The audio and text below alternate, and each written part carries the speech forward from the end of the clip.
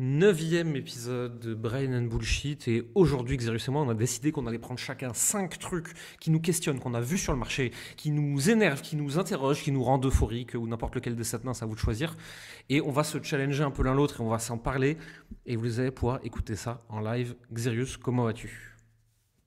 Écoute, très bien, je suis content de faire cet épisode qui va être différent des autres et qui va, je pense, aller nous chercher et il va y avoir des idées, des 10 idées, des sujets intéressants, des réflexions intéressantes pour nous comme pour l'audience. Et Je toi? vais te faire chier. Moi, je vais te faire chier un peu. J'ai choisi des trucs que j'ai vus et que j'aimerais bien qu'on questionne ensemble parce que j'ai pas la réponse. Et j'ai choisi des trucs où tu vas me donner tes réponses en fait et peu importe les miennes. Je pense qu'on va bien rigoler. Ok, intéressant. Moi, c'est drôle, j'ai choisi euh, des choses qui ont un lien avec le business, mais pas toujours, mais on va toujours Hmm. faire le lien avec le business, mais qui sont aussi intéressantes sur comment tu gères pas mal de choses dans ta vie et comment ça peut avoir un impact sur les gens qui nous écoutent. Let's go. Je te propose que je prends Allez, le premier point et ensuite on enchaîne chacun notre tour un point. yes. Mon premier point, ces dernières semaines, j'ai vu que Grant Cardone, Ty Lopez et d'autres très gros avaient des méga casseroles au cul avec des gros lawsuits, des gros procès, des grosses accusations, etc. Et j'ai l'impression que tous les gros ont des méga casseroles juridiques au cul. Et donc ça m'a même une question. Est-ce qu'on peut arriver à cette taille de business? Et là on parle de Ty Lopez au plus haut, il était quasiment à 1 milliard de CA annuel sur sa holding. Là actuellement il doit être en 100-200 millions. Grant Cardone c'est 2 milliards de valo, je crois, un truc comme ça. Plusieurs centaines de millions de revenus, hein. Est-ce qu'on peut arriver à cette taille de business de façon saine? Est-ce qu'on peut sans avoir 12 000 procès et ça amène une question, hein, je place déjà tout de suite.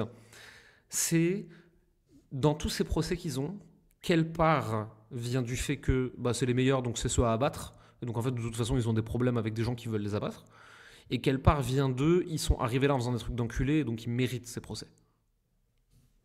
Qu'est-ce que t'en penses? Wow, quel sujet déjà. C'est intéressant. Je fais mal à la tête direct, moi. Euh, En vrai, du coup, 1 milliard, on est d'accord. Du coup, tu parles donc c'est sur le marché américain et du coup, le marché américain, c'est aussi sur le marché brésilien, mexicain, parce qu'ils vendent partout autour du monde, indien, etc. Ouais, ils vendent en anglophone, après je pense que le gros de leur CA reste les États-Unis, mais ils vendent sur toute la planète. Ouais. Ok. Donc, du coup, si on reprend, si on prend l'étude de cas en France, pour toi, c'est combien le CA, tu vois? Genre, 1 milliard aux États-Unis, c'est combien en France? 100 millions? Ouais, je pense, ouais. 100 millions. Ok. Il y a des gens qui font 100 millions en France déjà, là, aujourd'hui, ou pas?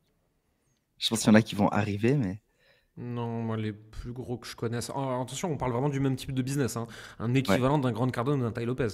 En France, non, je pense que les plus gros, ils font 20-25. Ouais, 25 millions. Ok. Ah non, j'aimerais savoir combien il fait Franck Nicolas, j'en sais rien. Ouais. Mais je pense que de ce que j'ai Mais entendu, bon, il est autour des pas... 7-10 millions. Ok, d'accord. Ouais. Donc, t'as ta réponse. Donc, Donc, il ouais. y en a des un peu plus gros que lui, ça va jusqu'à 15-25, mais il n'y a pas au-dessus. Ouais. En vrai, du coup, il y a deux questions que ça soulève chez moi. C'est genre, à quel point est-ce que pour aller à ce niveau, tu peux y aller sans enculer des gens?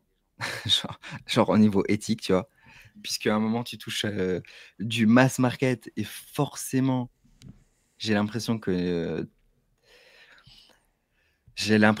tu peux pas avoir une solution adaptée à tout le monde, tu vois? Donc ça, c'est une Hmm. croyance. Et que forcément, il y aura des gens, ils vont acheter en vrai, ils auraient pas dû acheter. Genre, ça fait partie du jeu.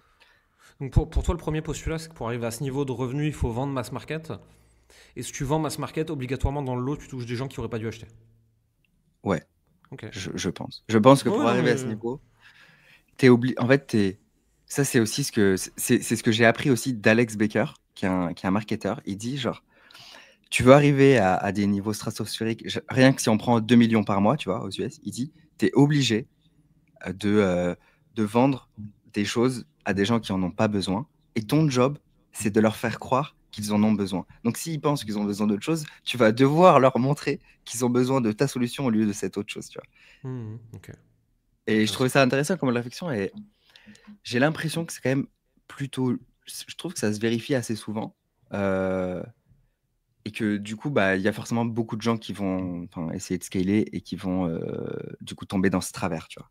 Et de l'autre côté, du coup, ça c'est un moyen pour y aller, mais tu peux vouloir rester éthique et genre offrir ce dont les gens ont vraiment besoin au fond et pas vendre à des gens qui en ont pas besoin, etc. Mais je pense que t'es pas lié si tu restes à ce niveau-là. Genre, si Hmm. tu restes à ce niveau d'éthique, je pense que t'es capé. Et donc, en fait, tu peux pas aller plus haut sans emmerde, du coup. Puisque forcément, tu vas vendre à des gens qui n'en ont pas besoin, ils vont t'insulter, tu vas te faire détester, t'as plus J'ai d'exposition, j'ai- tu j'ai une question pour challenger un peu ton idée. vois. Ouais, vas-y. Est-ce que tu penses que LVMH, on garde dans le postulat dans lequel tu es actuellement, là, est-ce que LVMH, Ouais. ils sont éthiques ou ils sont pas éthiques? LVMH, bah, en fait, ça dépend de comment tu te positionnes. En gros, moi, ce que je me dis, c'est est-ce que c'est éthique de vendre quelque chose à des gens qui n'en ont pas besoin, tu vois? Et en fait, si tu trouves que c'est éthique, genre LVMH, ils vendent des choses à Qui, des gens qui n'en ont pas besoin. qui est-ce qui décide de quoi les gens ils ont besoin ou pas besoin? Les gens. Ok. Donc si les gens ils veulent acheter un truc, qu'ils le veulent, hein, ils le désirent, hein, mais toi t'estimes qu'ils en ont pas besoin, vu que tu sais mieux qu'eux, si tu leur vends, t'es un connard. Ouais, c'est Ouais, ça. mais si tu crois que tu sais mieux qu'eux, ça veut dire que t'es un connard. Parce que tu sais pas ce que Ouais. les gens ils veulent. On en revient toujours à Oui, ce je truc, sais. moi qui m'a cassé le cerveau dans le marché dans lequel nous on est. Tu vois. Il y a des gens, en 2 mois, ils font 50 000 balles avec notre programme. Et 6 mois après, ils décident qu'on est le mal incarné et qu'on a créé un burn-out chez eux.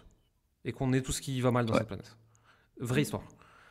On a des gens, 6 mois, pas de résultat. Prennent 6 mois de plus, pas de résultat. Et ils sont tellement heureux qu'ils envoient des chocolats, des gâteaux à toute l'équipe en disant que c'était une expérience transformationnelle qui a changé toute leur vie. Moi, dans ma posture de chef d'entreprise et de marketeur, normalement, le premier, il est content, le deuxième veut me tuer. Et là, il s'est passé l'inverse. Donc déjà, ça a foutu mes chakras en bordel, tu vois. Et Mm. moi c'est ces questionnements-là d'éthique, en fait, qui m'ont flingué le cerveau. Et en fait, je suis arrivé à un stade de compréhension où, en fait, j'en sais rien de ce qui est bien ou pas. Donc, je fais confiance aux gens pour savoir ce qu'ils veulent acheter ou non. S'ils le veulent, je leur vends, en étant très, très transparent sur ce que je vends. Attention, il ne faut pas qu'il y ait de misunderstanding, je ne sais pas si c'est le bon mot. J'avais plus le mot en français. Il faut vraiment qu'ils sachent très bien ce qu'ils achètent. Mais c'est pas à moi de décider s'ils doivent l'acheter ou pas. C'est à eux. Ouais. Et Mais moi, mon niveau justement, d'éthique, il est là, tu vois. ouais. Bah, je rejoins ce que tu dis, dans le sens où, en fait, soit pour arriver à ce genre de niveau, enfin, pour arriver, ouais, à vraiment à beaucoup de volume, en tout cas de ma façon dont je scalerais un business, genre beaucoup de volume, genre, du coup, tu es obligé, même si toi, dans ta posture, tu sais que tu as fait quelque chose d'éthique et tout, mais à travers ton marketing, tu es obligé de leur montrer que ta solution, c'est la meilleure. Et tu sais, donc, tu auras des gens qui vont te détester parce que tu as fait ça, tu vois. Donc, en fait, l'éthique, ça se situe en... Genre, toi, comment tu te vois? Moi, je suis éthique, tu vois. Genre, en tant que marketeur, ça me dérange pas de faire ça. Mais Ouais, mais du coup, les gens vont m'amener en justice, tu vois. Enfin, peuvent, en tout cas. ouais, mais du coup, la discussion, tu vois, elle a complètement changé d'endroit. La question n'est plus est-ce qu'on peut réussir en étant éthique ou pas éthique. La question, c'est est-ce qu'on peut réussir sans être détesté. Et là, la réponse est non, clairement. Mais de toute Ouais. façon, on peut rien faire dans la vie sans être détesté. Il y a toujours quelqu'un quelque part qui est pas content. Mais le truc, c'est que la question d'éthique, elle est délicate dans le sens où, tu sais, il y a des gens, genre, ils font de l'arnaque, genre, ils sont à Dubaï et tout, genre, ils arnaquent des gens et ils se disent, Hmm. moi, je suis éthique puisque j'ai fourni aux gens une leçon et cette leçon, ça leur a coûté 5 000 euros. Et du coup, Ouais, tu vois, d'accord. c'est Non, éthique, mais en fait, ok, tu vois. ok, j'ai racheté au marché noir le compte Stripe de quelqu'un qui faisait de l'e-commerce et j'ai refacturé les gens une deuxième fois en fufu alors que je leur ai rien livré et c'est bien fait pour eux. Non, c'est de la saloperie. Il n'y a même pas de débat. Ils peuvent essayer de se convaincre de ce qu'ils veulent. C'est le niveau d'illégalité et d'immoralité de ce truc est catastrophique. Mais vraiment, là, Donc, regarde, on se place d'un postulat d'un un bon produit, ok? Un bon ouais, produit. Tu vois, on n'a pas lésé les gens, on a fait un bon produit. On l'a vendu avec transparence. Mais il y a des gens sur le chemin, et plus tu es à grande échelle, plus ça devient vrai, qui finalement se disent ah, en fait, j'aime pas, t'es un connard. Est-ce que ça joue sur ton niveau d'éthique ou est-ce que juste quand tu vends à beaucoup, beaucoup, beaucoup de gens, il y en a qui sont pas contents, quoi? ouais, non, je pense que si tu as un bon produit et que tu l'as vendu à une personne qui pense que ça peut l'aider, pour, pour moi, genre, enfin, genre, au niveau de l'éthique, genre, t'es carré, tu vois. Parce que la personne le voulait ton produit, tu vois. Genre, et alors, oui, t'as fait du marketing et tout, mais le marketing, c'est pas mal. Genre, dans tous les cas, elle avait le désir. T'as juste montré que t'avais une solution, tu vois. Donc, à Hmm. ce niveau-là, non. Mais en revanche, dans la perception des gens, je pense que tu peux pas réussir sans que certaines personnes pensent que t'es un connard et un arnaqueur, tu vois. Non, Donc, ça, je oui, suis d'accord avec effectivement, il y toi. a deux sujets. Il y a deux sujets. Il y a le sujet, il y a ce que les gens pensent et il y a ce que tu as vraiment fait. Tu vois. Et Ouais. typiquement, Grant Cardone et Ty Lopez, même si je les trouve inspirants sur plein de sujets, c'est quand même de notoriété publique que leurs techniques de vente sont quand même méga agressives. J'ai opt-in dans un funnel de Ty Lopez l'autre fois parce que j'étais curieux. Dans les 24 premières heures, j'ai reçu 12 SMS et 10 appels. Ouais, et si t'as opt-in, alors si t'as opt-in dans son funnel, ou genre si t'as acheté une de ses formations, moi j'ai acheté une de ses formations récemment pour voir ce qu'il avait vraiment, tu vois, genre en termes de produit. Alors son produit, ça va, genre pour le prix et tout, ça va. Et par contre, je suis genre retargeté par genre 100% de mes pubs depuis 3 mois, c'est Tai Lopez. Genre 100% de ses pubs. J'ai plus de pubs autres que Tai Lopez. Et du coup, je suis endoctriné par sa manière de voir les choses et surtout par ses autres produits qui vont à côté. Hmm. Mais après, ça, c'est pas Ouais, mais tu vois, une question en termes de d'éthique. Mais... marketing, ça me dérange moins qu'en termes de vente. Ouais, tu veux dire être pushy au niveau des sales et de faire chier les gens et de ouais, d'aller les démarcher, quoi. Le marketing, c'est attirer. Les sales, et encore, tu vois, parce que nous, notre approche sales chez KP, elle est encore différente. Rachid, il a une approche presque marketing de la vente, tu vois. Mais la vente à l'ancienne, et les Américains, c'est de la vente à l'ancienne, hein, c'est pas attirer, c'est convaincre. Au forcing. Avec un Ouais. chausse-pied. Tu dis genre, ah, Mais est-ce c'est. que du coup, avant, ils étaient moins éthiques, tu vois? Ou est-ce que juste les Non, non, générations... je pense que eux, ils ont toujours été comme ça. Ty Lopez, j'en sais rien. Grande Cardone, il y a des trucs sur lui. Enfin, on voit des trucs de lui qui ont 15 ans sur Internet, c'est encore dispo. Il a toujours été comme ça. Hein. Limite, il était pire. Hein. Ouais. Et pourtant, ça l'a pas empêché de construire une Hmm. peut-être billion dollar compagnie Ouais. en termes de valo, je sais pas. Et après, il y a des études hein, comme quoi le capitalisme profite aux psychopathes et que le pourcentage de psychopathes, mais psychopathes cliniques, hein, c'est pas une façon de parler, c'est vrai terme clinique diagnostiqué, le pourcentage de psychopathes chez les grands patrons des grandes institutions du monde, il est stratosphérique. En fait, le capitalisme récompense les super prédateurs. Tu vois. Il y a des vraies études sociologiques là-dessus, hein, c'est hyper intéressant d'ailleurs. Euh, donc en fait, la question c'est est-ce que on peut arriver qu'en haut sans être éthique? Est-ce que de toute façon, quand tu arrives là-haut, c'est que tu été flingué dès le départ? Enfin, tu vois, ça amène des questions intéressantes, tu vois. Et c'est une question à laquelle a été confronté mon grand-père, il était sous-directeur de l'UNESCO à l'époque, Mhm. il y a genre 10 ans. Et du coup, on lui a proposé une place pour devenir directeur de l'UNESCO. Et Mhm. en fait, pour devenir directeur, il était obligé d'être corrompu. Genre, t'avais pas le choix, parce que dans tous les cas, les autres magouillent, tu vois, genre tes concurrents. Et donc, en fait, pour aller à ce poste, si t'es pas corrompu, tu peux pas y aller. Genre, c'est simple. Et donc, lui, ce qu'il a fait, c'est qu'il a enlevé sa candidature. Enfin, du coup, il s'est dit, non, je veux pas être corrompu, donc il a enlevé sa candidature, tu vois. Mhm. Mais du coup, genre, juste, là, c'est un fait, ce que je raconte, genre, c'est pas un truc qui est généralisé ou quoi. Mais c'est intéressant de se dire, pour arriver à certains niveaux, t'as pas le choix que de mettre un peu ton éthique de côté, dans certains domaines en tout cas. Euh, ouais, c'est intéressant à voir et de Moi, faire je sais la que, comparaison. par exemple, tu vois, je suis OK de jouer selon les règles. Je suis OK de jouer de façon un peu plus agressive que la moyenne. Ça me pose pas de problème personnel. Je pourrais me regarder dans le miroir et je suis fier de ce que je fais, tu vois, y a pas de problème. Si demain je dois, mais genre vraiment ouvertement, genre il n'y a pas d'interprétation possible, je dois vraiment niquer quelqu'un pour y arriver, je le ferai pas. Je me dirais que ça vaut pas le prix. Mais après, c'est pas parce que je suis un être de lumière. Hein. C'est qu'en fait, je trouve que le succès ne vaut pas un ennemi mortel. Quelqu'un qui, Hmm, tout le reste de ta vie, s'il peut, il te plante un couteau dans le dos, tu vois. Je trouve ouais, que ça vaut pas le coup. je vois. Ouais. Trop cher Moi payé. c'est drôle. J'ai alterné entre plusieurs phases, tu vois, dans ma vie. Mais quand vraiment, j'ai essayé plein de choses et je réussissais pas, et genre, putain, je lançais plein de business et tout, et ça marchait pas, il y a quand même eu des moments où je me suis dit, tu sais quoi, arrête de te prendre la tête avec ton éthique, là, à pas vouloir vendre ce que les gens veulent. Vends ce que les gens veulent, ils veulent ça. essaye pas de leur dire non, tu devrais pas vouloir ça, c'est pas comme ça que ça marche et tout. Juste vends-leur, tu vois. Et des fois, genre, j'ai failli passer du côté sombre en mode je m'en bats les couilles de ce que je vends. Ils veulent ça, je leur vends et c'est bon, je gagne de l'argent, j'en ai marre d'être fauché, tu vois. Mais là, on est plus du côté marketing. C'est même pas genre ne pas être éthique, sauf si tu es dans des niches qui sont un peu sombres, tu vois. Et encore, il y a du besoin là-dedans, tu vois. Hmm. C'est... Moi, ma philosophie, c'est qu'on peut être beaucoup plus riche en faisant les choses bien. Et c'est pas parce que le karma, hein, c'est qu'en fait, tu trouves le moyen d'aligner les intérêts, tout le monde joue dans la même direction, tout le monde est content, tu vois. Tu gagnes plus d'argent en faisant un bon produit à long terme. Tu gagnes plus Ouais, d'argent ça en faisant c'est du sûr. À marketing long terme, ouais. transparent, tu gagnes plus d'argent en faisant pas l'enculé sur la vente. Tu vois, enfin, être honnête, et une fois que tu as trouvé un product market fit, être honnête est plus rentable. Ouais, Et c'est pas parce que je 100%. suis quelqu'un de bien, hein. C'est parce qu'en fait, juste j'observe avec du bon sens que ça marche mieux, quoi.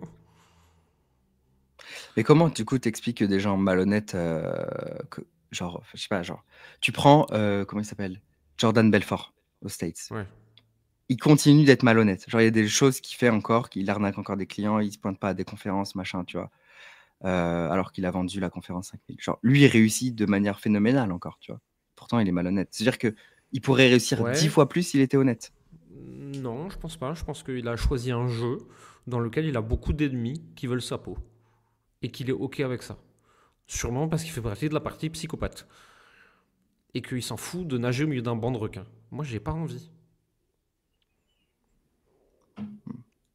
Je pourrais peut-être Ok, aller donc ça encore plus dépend vite des en niquant tout profils, le quoi. monde, hein. Mais j'ai pas envie de me dire à tout moment, j'ai des dizaines, des centaines, des milliers d'ennemis qui veulent me nuire. J'ai pas peur du conflit, j'ai pas peur d'aller à la bagarre, j'ai pas peur d'y aller de toutes mes forces, mais chaque fois que je peux l'éviter, je l'évite. C'est des emmerdes, j'ai pas envie. C'est. J'avais lu un truc comme ça, je sais plus qui c'était. C'était un Américain qui parle beaucoup de masculinité, mais enfin un truc pas réducteur, tu vois, pas nous les hommes costauds, vous les femmes émotionnelles, tu vois. Quelqu'un qui était un peu sain dans son raisonnement, tu vois. Et qui disait un homme, un vrai, mais finalement moi je le lis assez par rapport à l'entrepreneur, tu vois. C'est quelqu'un qui est capable d'un niveau de violence stratosphérique, mais où personne des gens autour de lui n'auront jamais à s'en rendre compte. C'est-à-dire qu'à moins que tu viennes chez moi pour tuer mes enfants, tu ne sauras jamais à quel point je peux être dangereux et tu penseras toujours que je suis un agneau et ça tombe bien parce que c'est à ça que j'aspire dans la vie. C'est juste que je suis capable du contraire. Et en fait, pour moi, un bon entrepreneur, il sait se battre avec toute la force à sa disposition financière, juridique, etc. Mais il a toujours fait le choix de ne pas le faire. Ouais. Comme un bon bagarreur, hein. En vrai. C'est ça. Oui, oui. C'est la Les vraie gens qui chose. se battent le plus, c'est pas les plus costauds. C'est ceux qui ont quelque chose à prouver. Mais bon, ça c'est encore un autre débat. Donc Ok, nous ok. n'avons pas trouvé de réponse à notre question d'éthique. Et en fait, on arrive à la conclusion que c'est plus compliqué que ça. Que les Ouais. Américains sont certes plus agressifs que nous, on n'est pas forcément d'accord avec toutes leurs méthodes. Mais qu'en fait, derrière la notion d'éthique, il y a surtout la notion de que tu fasses les choses bien ou pas bien. De toute façon, il y aura des gens qui vont te détester, des gens qui vont t'aimer, des gens au milieu. Et que ça, t'es pas responsable de ça du moment que toi, tu fais de ton mieux. Ouais. C'est... Et après, c'est très personnel. Genre là où tu places ton éthique, tu vois. J'ai Mmh. l'impression. Mmh, ouf. C'est en fonction de tes valeurs, de ton environnement et de plein de choses, de croyances limitantes. Est-ce que tu as l'impression que tes actions ont comme impact sur le monde, sur les autres? Tu sais, Mmh. souvent, on se croit aussi plus fort que ce que l'on est, tu vois. On a l'impression que on est capable d'influencer les gens, tu vois, et que si on le fait, si on le fait mal, on va avoir un impact négatif sur eux. Mmh. En vrai, c'est aussi se prendre pour Dieu, tu vois, genre Aucun impact sur d'une certaine personne. façon. On fait ce qu'on peut, c'est tout. Ouais. On est ni plus ni moins que des plantes vertes avec des émotions. Qui bouge. C'est ça. Donc maintenant, la question qu'on doit se poser, c'est est-ce que cet épisode, on utilise le biais de négativité et qu'on l'appelle l'arnaque de l'éthique, ou Ouais. est-ce que on l'appelle peut-on être éthique et gagner 2 milliards? Parce que mine de rien, on est censé faire 5 points chacun. On Ouais. a fait un point en 20 minutes. Hein. Je pense qu'on arrive encore. Il était, franchement, ce point était extrêmement bien. Au pire, on fera les autres dans des autres épisodes, mais c'était un très bon point. Dites-nous dans les commentaires si vous voulez qu'on continue à avoir un seul sujet par épisode ou si cette idée de 3, 4, 5 sujets dans un épisode, elle vous plaît. Comme ça, on regardera en fonction de vos feedbacks aussi. Ce serait intéressant. Ouais, grave. Sujet 2. Allez, à toi. Le sujet 2, c'est un sujet que j'ai lu dans un livre et qui m'a un peu mindfuck, enfin, que j'ai trouvé ça intéressant, je veux te le partager. C'est l'idée de focus et d'être présent, focus dans le moment présent ou futur focus. Et en gros, l'auteur explique qu'il y a 2 types de personnes. Du coup, il y a présent focus et il y a des types de personnes plus futur focus. Et généralement, genre comment on devient un type de personne ou un autre type de personne, ça dépend de l'environnement dans lequel on grandit. Genre, si tu as grandi dans un environnement où facile, où tout est facile, où les choses sont stables dans ton environnement, généralement, tu es plus dans le présent. Et si tu as grandi dans un environnement difficile, genre par exemple, je sais pas, tu grandis en Russie, c'est difficile, tu dois préparer l'hiver, etc., tu as plus une vision long terme, et généralement, genre, l'auteur explique que tu es plus câblé en mode futur focus. Et du coup, comment ça se traduit dans nos comportements, dans nos caractères? Les personnes qui sont orientées présent, elles vont vivre dans l'instant, elles vont rechercher plutôt le plaisir, tu vois, le plaisir à court terme. Elles vont être plus impulsives, elles vont être vraiment, vraiment focus sur le moment. Elles peuvent aussi avoir tendance à prendre plus d'éléments, de choses autodestructeurs, genre drogue, alcool, etc. Et les gens plus futur focus, c'est des gens qui vivent pour leurs objectifs, c'est des gens qui vont être capables de retarder la gratification immédiate, c'est des gens qui vont être plus disciplinés, qui vont aimer projeter l'avenir pour atteindre leurs objectifs, qui vont prendre plus soin d'elles également, genre, parce qu'elles savent que ça peut avoir des conséquences plus tard. Et également, un point intéressant, c'est que généralement, ce qu'il dit, c'est que les personnes futur focus, elles vont avoir une carrière qui est plus développée, mais des relations personnelles, ça va avoir un impact négatif sur les relations personnelles. Du coup, mes questions pour toi, et là où ce dont je veux là où je veux qu'on débatte et tout, c'est déjà, toi, tu te considères où plutôt? Est-ce que tu es plus futur focus ou présent? Moi, je vais te faire chier, je suis pile entre les deux. Parce qu'en fait, j'ai 80% des symptômes de chaque côté. Ok. moi, je vais t'emmerder aujourd'hui, hein, de toute façon. Vas-y. Non, mais j'ai les comportements de recherche de plaisir avec leurs dérives autodestructrices. J'ai toujours eu, avec différents niveaux de gravité en fonction des moments de ma vie, jusqu'à très grave par le passé. Pour autant, je suis très rarement dans le moment présent. Je suis très en train de regarder après. C'est la présence complète avec les gens et la quête de toute ma vie. Et je suis très orienté vers l'avenir, vers la carrière, vers la planification, vers comment je vais faire ça dans 1 an, dans 5 ans, dans 10 ans, dans 30 ans. Donc en fait, j'ai les emmerdes des deux, moi. T'es pas dans la merde. Ouais, je sais, merci. Filez-moi un Xanax. Il n'y a pas un moment dans ta vie, en fait, où tu t'es senti plus présent et genre un moment de basculement? Parce que j'ai l'impression quand même qu'avant, genre quand tu avais un petit business, tu étais plus quand même dans le moment présent. Oui. Et qu'aujourd'hui, tu es plus dans la planification, on va faire, je sais pas, genre, tu as des objectifs annuels, etc. Tu vois. Chez moi, ça se voit très facilement avec le test Myers-Briggs, donc le MBTI.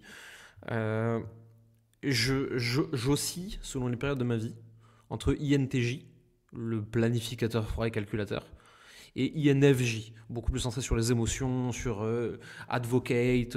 C'est des gens qui veulent emmener les gens avec eux, mais enfin. Et en fait, plus je suis dans le mental, plus je suis côté INTJ, plus je suis dans les émotions, plus je suis INFJ, plus je suis INFJ, plus je suis dans le présent, plus je suis INTJ, plus je suis dans le futur. Et j'oscille selon les périodes de ma vie, selon le niveau de stress, selon l'environnement dans lequel j'évolue, etc. Et en termes de toi, business, tu m'as vu dans les deux. Ouais, je t'ai vu dans les deux. Il n'y a pas beaucoup de gens qui t'ont vu dans les deux, en fait. Et en termes de business, du coup, pour toi, ça a un impact sur la carrière? Genre, tu penses que les entrepreneurs, pour réussir, genre au niveau entrepreneurial, genre, ils devraient être où? Parce qu'on voit aussi le contre-exemple des gens qui sont très présents, tu vois. Je crois qu'il Pas n'y a de pas de règle. règle. Je crois que tu peux faire tous les business de toutes les façons. Je suis certain que si tu es future focus, tu peux pas être heureux avec une boîte à 50K par an. Ou alors tu vas rebalancer ce besoin de planification et de quête du futur dans un autre aspect de ta vie, c'est possible, tu vois. Par exemple, tu as un business à 50K par an qui te rend très heureux, mais tu deviens le meilleur d'Europe dans un sport. Ou alors tu Mm. décides que tu vas élever une ribambelle de 12 gamins et que tu vas y dédier toute ta vie. Mais Mais a priori, si t'es futur focus, tu seras pas terrible en tant que parent, de toute façon. ouais, c'est vrai. C'est vrai, ça. Putain, ça. Il y a des sujets parentalité aussi. Là, Mais moi, c'est moi, chaud. quand je passe en mode psychopathe, si tu veux, être assis sur le pouf avec le livre musical, c'est pas ce que je gère le mieux, hein. Ouais, j'imagine. Ton esprit doit partir. Il doit partir. Ça doit être complexe. Je fais beaucoup d'efforts et je me bats avec moi-même pour être aussi présent que possible. Ouais. Mais tu vois, il y a pas de règle. Je trouve ça intéressant parce que du coup, dans un autre livre, je lisais aussi que c'était un livre sur les personnalités, sur les tests de personnalité, et l'auteur il disait, il racontait son histoire en mode, voici comment mon père a construit son business. Pour lui, il fallait faire un business plan, il fallait projeter l'avenir, il fallait tout calculer, etc. Et en fait, quand il m'a du coup redonné le titre pour reprendre son business, genre, il était tout le temps dans tu vas pas réussir si t'as pas de business plan et tout. Et moi, dans mon profil, j'étais plus dans, tu sais, genre dans les relations, dans le moment présent avec elle. Et je savais pas comment j'allais faire du business. Juste, j'étais moi-même avec mes forces, tu vois. Et au final, ça a très bien marché de la manière dont je faisais le business. Mais mon père était quand même déçu de moi parce que je l'avais pas fait à sa manière. Et en fait, tu sais, genre, j'ai l'impression que sais, on essaye de se mettre des casquettes et tout. Enfin, de se mettre des casquettes, de trouver, de faire à la manière, de la manière dont les autres le feraient. Tu vois, moi, Ça marche pas. je sais pas, je pourrais vouloir faire du business comme toi tu le fais, mais ça me stresserait de ouf, en fait. Genre, ce serait impossible. Impossible. Je pense qu'il y a autant de façons de faire qu'il y a d'individus. Je pense que copier-coller à la virgule près la façon de faire de quelqu'un pour comprendre, c'est une très bonne façon d'apprendre par mimétisme. Mais de toute façon, une fois que tu as compris que tu as intégré, il faut évoluer. Et il faut adapter. Euh, je pense pas que quand tu pars de zéro, il faille inventer des trucs. Parce qu'en fait, de toute façon, tu sais pas quitter, tu sais pas ce que tu veux, tu sais pas comment tu vas faire. Donc autant copier-coller quelqu'un et voir où ça t'amène. Et sur le chemin, t'apprends, tu vois.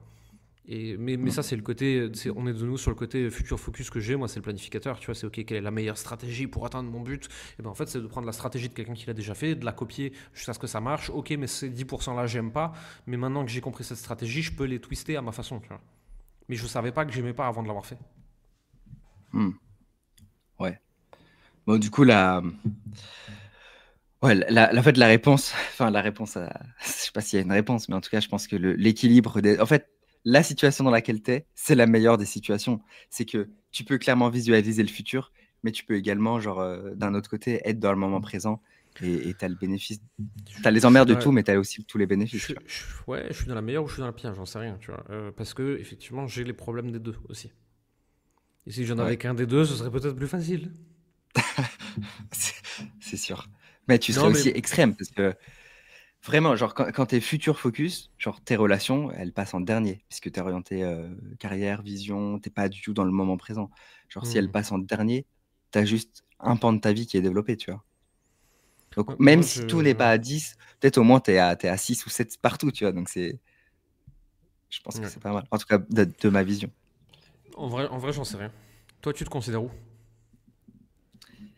Moi, je pense que je suis un bon. Ouais, moi, je pense que je suis ce que je viens de te dire. Genre, je suis un bon 7. Ah, non, 7, on peut pas l'utiliser. Ouais, c'est soit 6, soit 8. Je dirais que je suis un bon 8 du coup.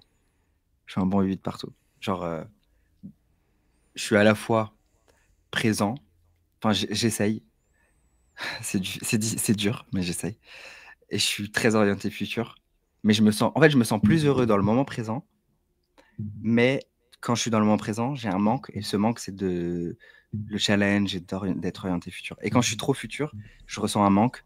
C'est de me connecter à moi, d'être connecté à Megan, d'être connecté au moment présent, tu vois. J'ai une croyance, c'est que si on est obligé de se connecter autant au futur tout le temps, C'est pas que ça nous manque pour être épanoui, c'est juste de l'anxiété d'être face à soi-même et à ses propres pensées. Et en Ouais, fait, ouais, on je nous a tellement pense. pas appris d'être Je- seul avec nous-mêmes que, en fait, ça nous fait vriller, tu vois.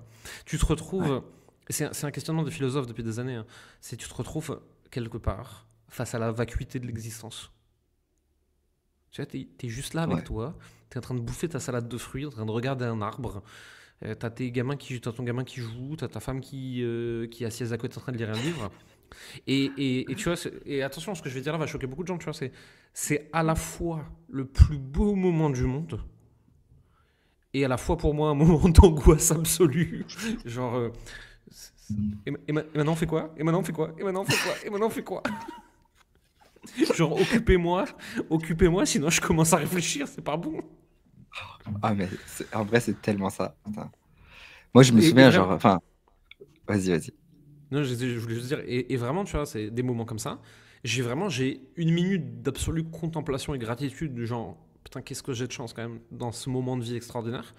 Et la minute d'après, je fais, bon, maintenant on fait quoi? Ouais, c'est tellement ça. C'est tellement ça. Genre, ouais, bah, c'est pareil pour moi. C'est pareil pour moi. Je pense qu'on vit, enfin, je pense qu'on vit presque tous les mêmes émotions au final, genre la même chose. Probablement, ouais. On a des vies différentes, mais peut-être qu'on vit la même chose. Genre, moi, quand j'étais petit et tout, la, enfin, quand je m'ennuyais ou quoi, genre, bah, j'allais travailler en fait. Hmm. Ou quand j'étais énervé, qu'est-ce qui me calmait? Aller travailler. Et là, aujourd'hui, si j'ai rien à faire, mon cerveau, il est là en mode notification, je sais pas, refresh Slack, projet, je pense à quelque chose. C'est. Ouais. Je... Pour l'instant, on a amené deux sujets et les deux fois, la réponse, c'est au fond, on n'en sait rien. Ouais, mais si on amène ces Merci, sujets, c'est qu'on n'en sait merci rien. d'avoir écouté. Merci d'avoir écouté ce podcast. Alors, concrètement, on vient de nous faire perdre 30 minutes parce que nous non plus, on ne sait pas. Vous Je pense repartez avec que quoi? Euh, Je pense que le troisième sujet, on va avoir une réponse plus tranchée. Allez, vas-y. Être digital nomade et scaler son business. Qu'est-ce Ah, qu'on en ça. pense, Xerius? Alors, ouais, c'est une réponse, franchement, tranchée, mais je vais la challenger. Je sais que toi, tu as une réponse tranchée. Moi, je commence à avoir une réponse quand même qui est tranchée, mais j'ai quand même vécu des bons moments, on va dire. Mais en vrai, ce que j'en pense, c'est que c'est. Je pense que c'est l'enfer de vouloir faire les deux en même temps. Genre, c'est prendre le meilleur des deux mondes. Genre, scaler son business, c'est trop bien et c'est trop challengeant et nourrissant intellectuellement. Et à la fois, genre, c'est trop la merde et c'est super. Voilà, bon, c'est challengeant, c'est parce que c'est la merde. Et voyager, c'est super nourrissant, c'est challengeant, mais tu as besoin d'être dans le moment présent pour profiter. Tu as besoin de penser à autre chose. Et en fait, si tu prends les... Du coup, ça revient un peu genre à vivre en mode futur et présent au même moment, genre. Et ça crée un... Comment dire? Ça crée quelque chose... Ça crée un plat qui est dégueu, en fait. Qui est immangeable. Et ouais, je vais exploser un peu. Je vais exposer un peu les problématiques. En vrai, pour ceux qui regardent, ça peut être intéressant d'exposer les problématiques auxquelles je suis confronté. Mais typiquement, changer de lieu, genre tous les mois, par exemple, connexion Internet. Genre, si toi, tu as besoin de contrôle et de savoir genre, où tu vas, il y aura une bonne connexion et que tu vas pouvoir assurer tes rendez-vous, que tu veux planifier des rendez-vous en avance et tout.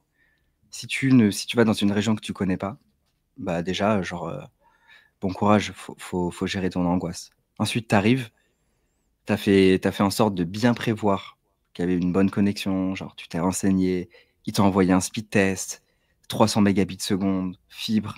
T'arrives, ça marche pas. Ça- Tu fais le premier rendez-vous, tu te dis c'est bon, ça passe.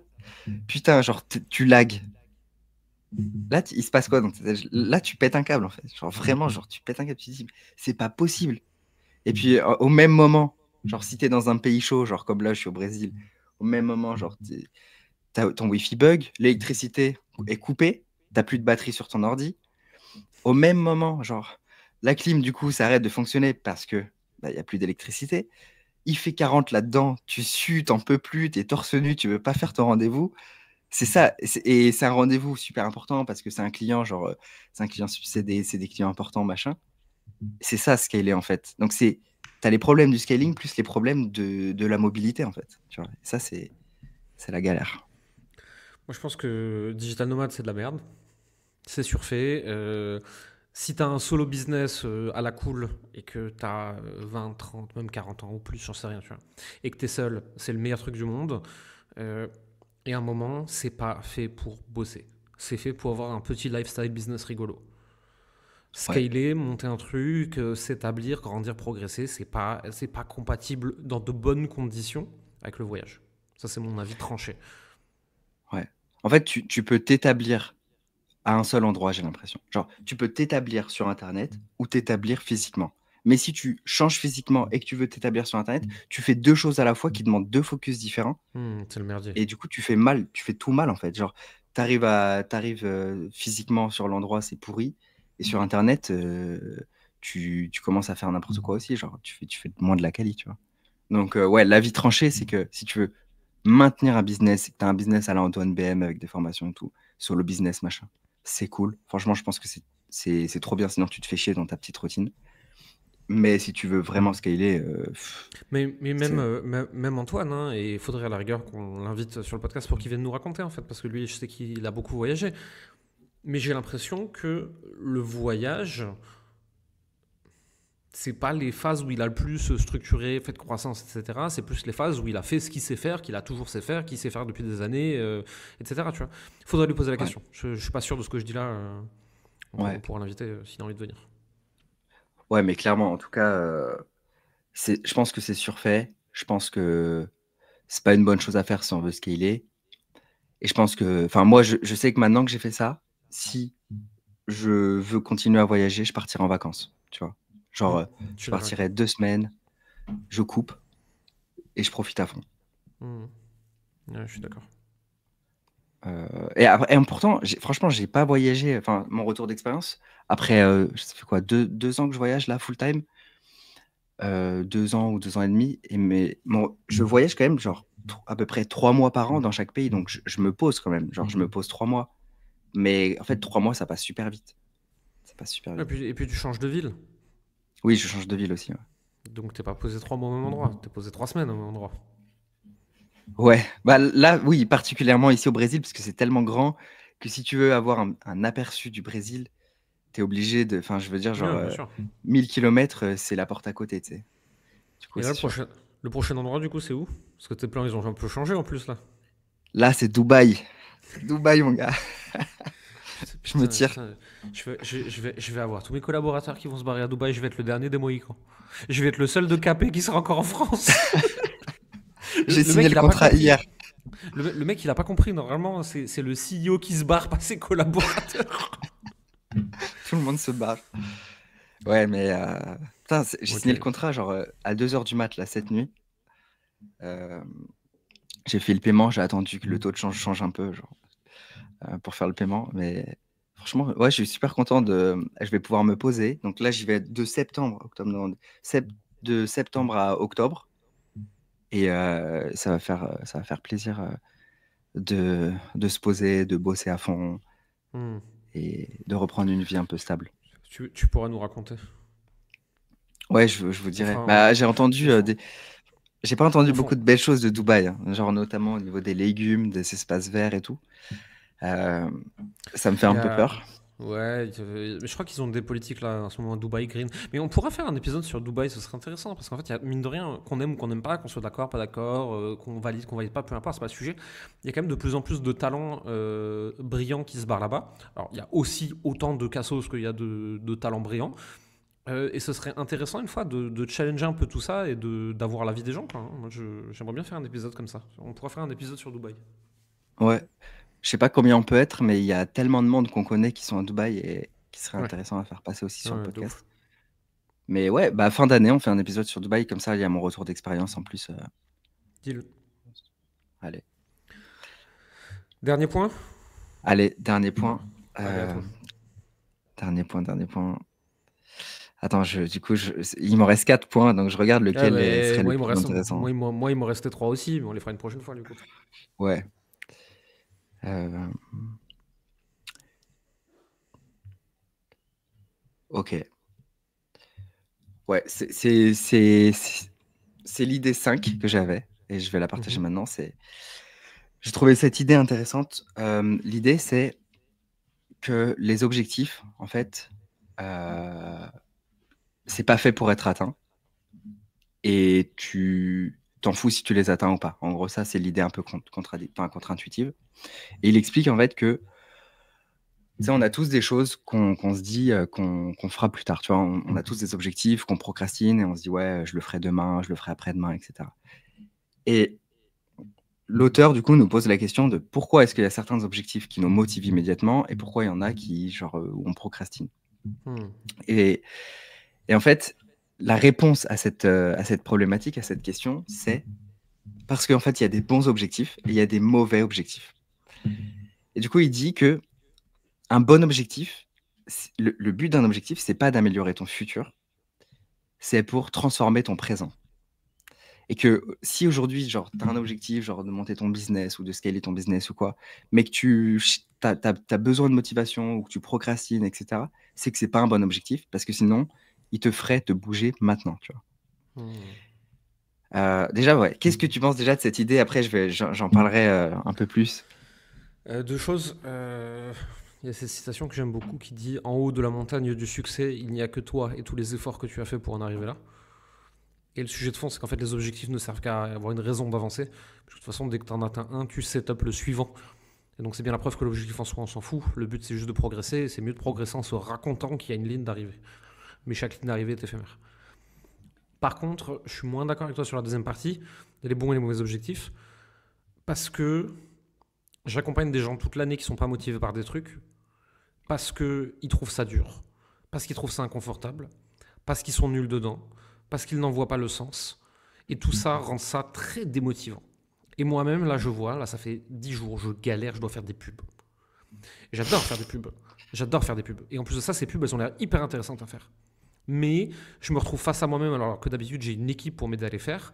Il faut que je réfléchisse, il faut que je prépare, il faut que je cherche le matériel, il faut que je set up les trucs. Et tout ça, j'aime pas le faire. C'est hyper inconfortable pour moi. Et donc je procrastine de ouf et j'avance pas. Et en fait, je pourrais me dire, non mais c'est parce qu'en fait, je suis pas aligné avec ce truc. Et du coup, je dois pas le faire et je vais envoyer bouler le prestataire. Non, c'est juste que ça me casse les couilles. Mais c'est important. Et donc, je vais finir par le faire. Je vais devoir me mettre un coup de pied au cul, tu vois. Alors, dans la situation que tu exposes, est-ce que c'est un bon ou un mauvais objectif, ces pubs? Bah, du coup, étant dans le point de vue de l'auteur, je pense que je suis. Ouais, ça dépend sur quoi tu optimises, en gros, pour moi. Genre, il y a le point de vue de l'auteur, et ensuite, moi, j'ajoute ça dépend de quoi, sur quoi tu optimises. Est-ce que tu optimises pour ton bonheur? Et dans ce cas, si tu optimises pour ça, oui, les pubs, tu devrais pas les faire puisque ça nique ton moment présent. Tu te sens mal, tu te sens frustré, etc. Tu vois. Si tu optimises pour ton entreprise, dans ce cas, oui, tu devrais les faire Ouais, et mais prendre sur toi, tu vois. si chaque truc qui me challenge dans la vie, je considère que ça nuit à mon bonheur présent et donc que je le fais pas, dans ce cas-là, ma mission divine, c'est de rester allongé dans mon lit avec une glace et South Park. Bouddha, mec. Bouddha. Je vais en avoir le physique assez rapidement, oui. Parce que j'ai mal dormi parce que j'ai bouffé un truc qui n'est pas passé hier. Et ce matin, à 10h30, entre deux rendez-vous ultra à la bourre, quand j'ai dû aller courir, excuse-moi, j'optimisais pas pour le bonheur. Hein. T'as pas envie d'y aller. Hein. Ouais, en vrai, et puis, genre, mais je suis d'accord avec. En fait, je suis d'accord avec ce que j'ai dit, mais à la fois, je suis d'accord avec ce que tu dis qui vient contrer ce que je dis. Tu vois, c'est trop bizarre. Parce que dans le sens où je sais aussi que le bonheur vient de la progression et que tu te challenges, c'est difficile, c'est frustrant et tout. Et après, tu es trop content de toi. Donc, le bonheur vient aussi de ça, tu vois. Et que tu peux te sentir vide aussi à juste faire regarder South Park et rien faire de ta journée. Je sais pas quoi penser.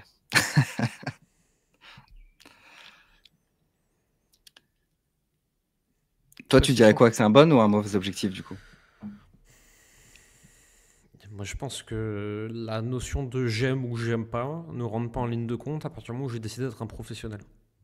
Professionnel fait ce qu'il faut, pas ce qu'il aime. Point. Ouais, un professionnel, du coup, va optimiser pour ce qu'il veut atteindre, la performance. Mm. Parce qu'ils trouvent du plaisir dans l'accomplissement de quelque chose. Hmm. Je J'optimise pas ma vie pour le bonheur, je l'optimise pour l'accomplissement. Et l'accomplissement t'apporte du bonheur. L'accomplissement est souvent challengeant et au quotidien, c'est pas ce qui rend le plus heureux. Hmm. Mais j'optimise pour autre chose. Mon but dans la vie, c'est d'atteindre mon potentiel. C'est ça qui me nourrit. J'ai besoin de ça pour avoir l'impression d'avoir du sens. Mais quand je suis assis à la plage avec mes copains, à rien faire, je suis plus heureux. Mais ça a moins de sens. Si je faisais ça tous les jours, je serais malheureux. Même si c'est des moments de bonheur. Parce que ça aurait pas de sens au niveau de ma vie ou dans son ensemble. Ça, c'est très perso. Hein. Je juge pas les gens qui Ouais. pensent autrement, tu vois. On est sur des sujets hautement philosophiques quand même.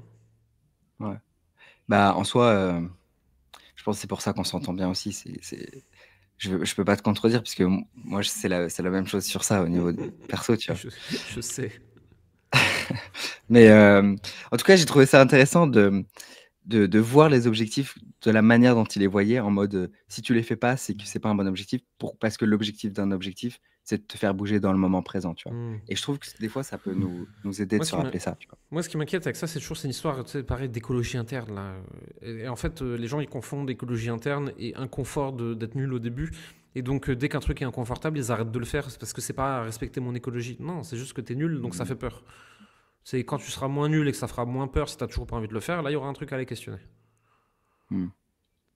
Ouais, mais pourtant, paradoxalement, il y a des choses où ça te fait peur, mais tu te lèves le matin et tu as envie de les faire quand même, tu vois. Il y a la peur et il y a l'inconfort. C'est pas la même chose, tu vois. Il y a rarement des trucs qui te mettent hautement inconfortable et qui te font drastiquement chier et où tu te lèves le matin en disant trop bien d'aller les faire. Ouais. Est-ce qu'il y a quelque chose de très très très très inconfortable émotionnellement que tu es allé faire en courant sur les 6 derniers mois? Non, pas du tout. Voilà. Moi non plus, hein. C'est pas de jugement. Hein. C'est juste que j'observe que je peux me raconter que des trucs sont durs mais que j'aime les faire. C'est qu'en fait, c'était pas si dur que ça. Bah, typiquement, ce podcast, c'était challengeant pour moi, tu vois. Genre, Oui, parce que moi, j'ai jamais le temps et que toi, t'as jamais de connexion. ouais, c'était Mais- challengeant pour la. Oui, ouais. Oui, mais... Du coup, je l'ai repoussé. Ouais, mais si tout marche, t'es content de le faire. Ouais, je suis content de le faire. Si tout marche et que je sens que je progresse ou que je performe. Je suis pas content si je sais que je suis pas en forme, tu vois. Genre, je suis content de performer. Mais on en revient sur l'idée de la performance, tu vois. Genre, l'idée de. Sur cette idée-là. Je pense que c'est l'équilibre dont on a besoin, tu vois. Je pense qu'on a fait le tour des 4 sujets. Ouais, je pense 4 sur 10. on peut s'arrêter là pour l'épisode du jour. Maintenant, il va falloir que je trouve un titre. Ça va être un merdier. Ça va être un merdier de trouver un titre à cet épisode. Donc attends, c'est quoi notre shortlist? C'est l'arnaque de l'éthique. Peut-on être éthique et faire 2 milliards? Ensuite, ou alors, c'était présent. ou alors ces deux marketeurs parlent philosophie et millions. Je pense que je C'est vais pas mettre un mal. des trois. J'aime bien ces deux marketeurs, parce que au moins, genre, tu sais, parce que si tu mets le premier titre, au bout de 20 minutes, on arrête d'en parler, les gens, ils vont quitter, tu vois. Donc, c'est intéressant le dernier, parce que... Je pense que je vais garder le troisième. Ces deux marketeurs parlent de philosophie et de millions, ou alors parlent d'éthique et de millions. Je sais pas bien. Ouais. D'éthique, Dis- peut-être. quand vous verrez tous cet épisode, bien évidemment, j'aurai déjà choisi le titre. Mais dites-nous dans les commentaires, si vous êtes arrivé jusque-là, lequel vous auriez préféré. Ça m'intéressera. Ouais, clairement. All good. Merci à tous. Merci. Et à la semaine prochaine. À la semaine pro.